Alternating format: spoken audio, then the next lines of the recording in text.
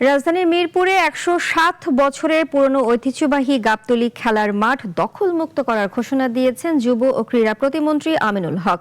দীর্ঘদিন ধরে অবৈধ দখলে থাকা মাঠটি পুনরুদ্ধার করে শিশু কিশোরদের খেলাধুলার জন্য উন্মুক্ত করার আশ্বাস দিয়েছেন তিনি।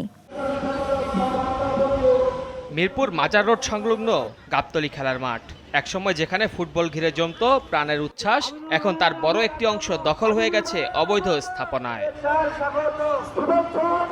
রোববার সকালে মাঠটি পরিদর্শনে যান যুব ও ক্রীড়া প্রতিমন্ত্রী আমিনুল হক।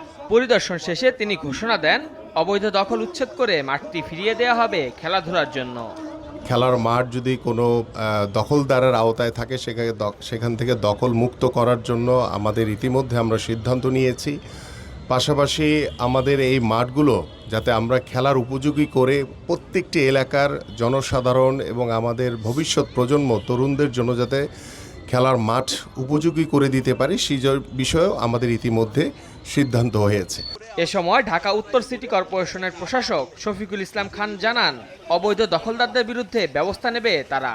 তো জনগণের জন্য যেহেতু আইন আদালত, জনগণের সেই আইন আদালতের প্রক্রিয়ার মধ্য দিয়েই এই খেলার মাঠটাকে অবৈধ স্থাপনা যেখানে যেখানে আছে সিটি কর্পোরেশনের আওতায় যতগুলো জায়গায় অবৈধ স্থাপনা আছে সেই অবৈধ স্থাপনাগুলো উচ্ছেদ করা হবে।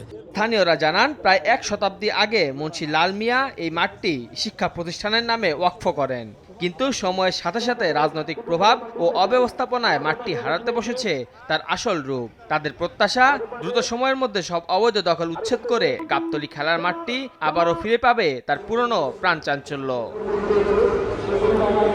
মেহেদী হাসান মুন্না, নাগরিক।